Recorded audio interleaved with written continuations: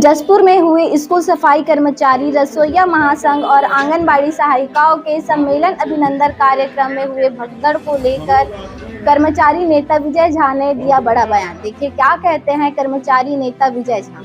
देखिए, चुनाव के बाद छत्तीसगढ़ में विधानसभा सरकार बनाई। सरकार बनने के बाद मोदी जी की गारंटी, उस गारंटी में अनियमित कर्मचारियों के नियमितीकरण की बात थी। लोगों को बड़ा विश्वास था कि 15 साल भारतीय जनता पार्टी का, फिर उसके बाद 5 साल कांग्रेस का, हमारे छत्तीसगढ़ के युवा क्रीम ऑफ द लाइफ जो है 20 साल उनका बर्बाद हो गया। अब इन्होंने हमारे तूता के धरना स्थल पर ओपी चौधरी जी जाते थे, अरुण साव जी जाते थे, कभी रमन सिंह जी गए। इन लोगों ने आश्वस्त किया था कि हमारी सरकार बनाइए, हम आप लोगों को नियमित करेंगे। स्कूल सफाई कर्मचारी नाम से स्पष्ट है, हमारे स्वीपर साथी हैं, अनुसूचित जाति के लोग हैं। इनको बड़ा विश्वास था कि हमारा नियमितीकरण होगा। तो अब मुख्यमंत्री के पास वो मिलने गए, मुख्यमंत्री से निवेदन किए। मुख्यमंत्री ने वहाँ जसपुर में कार्यक्रम में मुख्य अतिथि स्वीकार किया और वहाँ गए। अब लोगों को लगा मुख्यमंत्री आ रहे हैं, कहीं ना कहीं घोषणा होगा।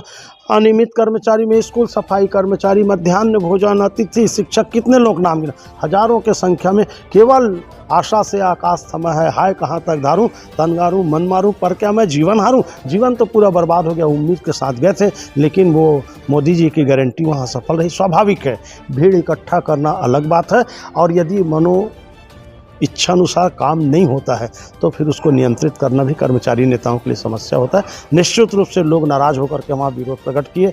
अभी लोकसभा का चुनाव है, इस उम्मीद से अभी विधानसभा में जिताया गया कि कांग्रेस सरकार ने कहा था कि हम 10 दिन में करेंगे और 5 साल में नहीं किया। अब ये 100 दिन में करेंगे बोले, 55 दिन निकल गया। फिर वो कमेटी की बात हो रही, 20 साल कमेटी में निकल गया, और छत्तीसगढ़ की माटी में कोई कमेटी नहीं होना चाहिए। जितने कमेटी हैं सबको भंग करें, उसका रिकॉर्ड लेके आए। और सबसे बड़ा तो हमारे ओपी चौधरी जी, वित्त मंत्री, जो स्वयं कलेक्टर हैं, स्वयं गवर्नमेंट एम्प्लॉइज हैं, सबका मांग पूरा करें या न करें, अपना मांग, अपनी पत्नी का मांग तो कम से कम पूरा कराते। वो भी एनपीएस के एम्प्लॉइज हैं, 2008 के आईएएस हैं, 2018 में इस्तीफा दिए चुनाव लड़ने, 10 साल को उनका नौकरी है। यदि पुरानी पेंशन योजना वास्तविक रूप से लागू होती तो उनको लास्ट पे 1,10,000 मिल रहा था, लास्ट पे का आधा माने 55,000 उनको पेंशन मिलना चाहिए। पूछिए, 10,000 रुपया पेंशन मिल रहा है गरीबी रेखा में, तो ना एनपीएस का हो रहा है, ना नियमित कर्मचारियों का हो रहा है। तो लोगों में एक आक्रोश है, और इसका परिणाम हो सकता है लोकसभा चुनाव में फिर नाराजगी के रूप में आए। अभी समय है, मैं आपके माध्यम से मुख्यमंत्री जी, वित्त मंत्री जी, अरुण साव जी और हमारे रमन सिंह जी, इन लोगों से अपील करूंगा कि अब तिबल इंजन की सरकार है। अब आप नहीं बोल सकते कि केंद्र से पैसा नहीं मिलता है, बोल रहे थे भूपेश बघेल जी। अब भूपेश बघेल की सरकार चली गई तो केंद्र में भाजपा की सरकार, राज्य में भाजपा की सरकार, और ये सौभाग्य है कि राज्यपाल भी भाजपा के हैं। कई जगह राज्यपाल गड़बड़ होते हैं, तो देख लो दिल्ली में क्या हाल है। तो जब तिबल इंजन की सरकार है और पैसे की कोई कमी नहीं है, मोदी जी पैसा दे रहे हैं, तो मुझको लगता है कि लोकसभा चुनाव के पहले कर्मचारियों का महंगाई भत्ता मिलना चाहिए, अनियमित कर्मचारियों का नियमितीकरण होना चाहिए, सीधी भर्ती को तत्काल रोकना चाहिए। देख रहे हैं ना पीएससी में कैसा घोटाला हुआ, आज उसका जांच हो रहा है। आपको बता दूं, ये हमारे अनुसूचित जाति के छात्र जो नग्न प्रदर्शन किए थे, पूरे देश और प्रदेश में हम लोग लज्जित हुए थे। वो लोग 1.5 महीने तक जेल में बंद रहे, जेल से छूट गए। उनकी मांग सही है, मांग गलत नहीं है, प्रदर्शन का तरीका भले गलत हो सकता है।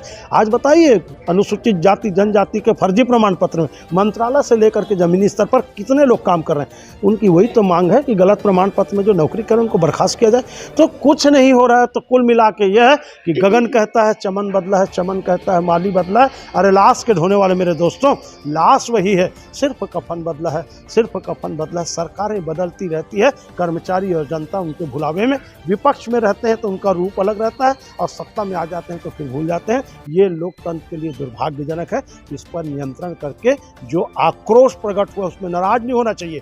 मुख्यमंत्री जी को ये नहीं सोचना चाहिए कि जिस कार्यक्रम में मैं गया मेरा अपमान हुआ, बल्कि निंदकनीय रे राखिए आंगन की पिछवाए, उसके गहराई तक जाएं कि कौन अधिकारी लोग इनको नियमित नहीं कर रहे हैं, कौन अधिकारी जानकारी नहीं भेज रहे हैं। ये करके हमारे नरेंद्र मोदी जी के गारंटी को सफल बनाए, यही मैं अपील करूँगा। जी, बड़ी संख्या में कर्मचारियों की वहाँ में बड़ी भीड़ देखने को मिली। जशपुर में जो सम्मेलन हुआ था, सम्मेलन में काफ़ी उम्मीद से गए थे, लेकिन वहाँ भगदड़ देखने को मिली। उसको लेकर वही भगदड़ का कारण यह है ना कि मैं गया वहाँ, मेरा मांग पूरा होगा, मेरी घोषणा होगी, नियमितीकरण नहीं होगा तो कम से कम उनको कितना मिलता है, 2,500 3,000। 4,000 रुपया श्रम सम्मान देंगे बोले थे भूपेश बघेल सरकार में, उसके बाद वो नहीं मिल रहा है। उसका अलग आदेश हुआ था, एक आदमी का 2 बिल बनेगा कि एक महीना में जो काम कर रहा है दैनिक वेतन भोगी या स्कूल सफाई कर्मचारी, उसका बिल अलग, और 4,000 सम्मान निधि का 2 बिल तो किसी कर्मचारी का नहीं बनता, उसको भी जोड़तू राम बनाया गया। ये लोग बड़ी उम्मीद से गए थे कि भाई मुख्यमंत्री जी आ रहे हैं और नरेंद्र मोदी जी की गारंटी है, घोषणा पत्र में था हमारी मांग पूरी होगी। स्वाभाविक है, मांग पूरा नहीं होगा तो आक्रोश होगा ही, और वो आक्रोश प्रकट हुआ है। मैं फिर कहता हूं कि अब भविष्य में कोई आक्रोश हो, उसके पहले कर्मचारी संगठनों के नेताओं से बैठ करके चर्चा करें, और जो संभव हो वो, अरे भाई ठीक है, नियमित नहीं करते, 1,000-2,000 उनका बढ़ा देते, आंगनबाड़ी का वही हाल, स्कूल सफाई कर्मचारी का वही हाल, अतिथि शिक्षक, संविदा कर्मचारी लोग जेल गए, घुटने के बल चले। वहाँ गए थे हमारे ओपी चौधरी जी, अरुण साहु जी, उन्होंने कहा था हमारी सरकार बनाइए, हम आपको नियमित करेंगे। मैं तो बोलता हूँ कोई मांग पूरा न हो, सबसे पहले ये मांग पूरा होना चाहिए कि रायपुर नगर निगम सीमा बूढ़ा तालाब से जो धरना स्थल टूटा गया है, उसमें जो जाते हैं महिलाएं जाती हैं, उनको कोई सुविधा नहीं रहता, हमको लज्जा आती है। बूढ़ा तालाब न सही, रायपुर नगर निगम सीमा में 10 ठो जगह बता दूंगा। आप जाइए पुराना पंडरी बस स्टैंड में 2.5 एकड़ जमीन खाली पड़ा हुआ है। आप जाइए यूनिवर्सिटी के सामने में राज्य परिवहन का जो डिपो था, उसका सरकारी जमीन खाली पड़ा है। हमारा पुराना बस स्टैंड का जमीन खाली पड़ा है। कहीं ना कहीं भाई जंगल में मोर नाचा किसने देखा। लोकतंत्र में धरना प्रदर्शन का अधिकार तो है, और वो अधिकार को तब पता लगेगा जब जनता के सामने, मीडिया के सामने। आप बताइए, न्यूज़ कवर करने के लिए एक बच्ची हो, आप महिला हो, 18 किलोमीटर दूर अपनी गाड़ी में जा सकोगे यदि मान लीजिए आपके कार्यालय से गाड़ी नहीं मिलेगा तो ये लोकतंत्र की हत्या है। टूटा धरना स्थल तत्काल बंद होकर के रायपुर में धरना स्थल आए और लोग समय समय पर अपनी मांगों को रखते रहें, तो ये विरोध प्रदर्शन आक्रोश की स्थिति में नहीं होगी। लगातार कर्मचारी चुनाव के बाद बैठक रख रही है, बैठक का दौर जारी है, सम्मेलन रख रही है, महासम्मेलन रख रही है। तो क्या भाजपा सरकार सम्मेलन में शामिल होकर सकती है कर्मचारियों को लेकर? इस पर आपकी क्या राय है? नहीं, अब देखिए, अब भाजपा के नेता लोग सम्मेलन में नहीं जाएंगे, मुख्य अतिथि बनाएंगे, माला पहनाएंगे तब जाएंगे। धरना प्रदर्शन में भाजपा वाले नहीं जाएंगे। अब बता रहा हूँ, फिर कांग्रेस वाले जाएंगे, और जब कांग्रेस की सरकार थी तो भाजपा वाले जाते। बता रहा हूँ ना मैं कि सत्ता में रहना और विपक्ष में रहना। लोग सोचते हैं कर्मचारियों का भीड़ है, फ्री में हमको भीड़ मिले, वहाँ जा करके नेतागिरी कर ले, लेकिन जीतने के बाद फिर पैसा नहीं है, कर्ज। क्यों भाई, आप वहाँ गए थे धरना स्थल में, तब नहीं मालूम था छत्तीसगढ़ सरकार कर्जे में? आपको नहीं मालूम केंद्र सरकार कर्जे में? अरे सब तो छोड़ दो, महिलाओं के साथ में कितना बड़ा धोखा हो गया। मेरा नाम है विजय कुमार झा, मेरे नाम के सामने केवल स्व लिख दो तो स्वर्गीय विजय कुमार झा हो गया, मैं खत्म हो गया। महिला वंदन योजना, उसके सामने में केवल एक शब्द जोड़ दिया गया, पात्र।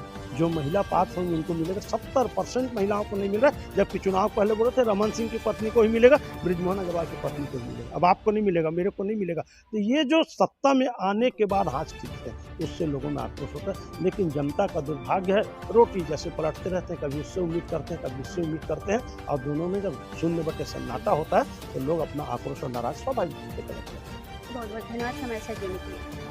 थैंक यू आपको भी।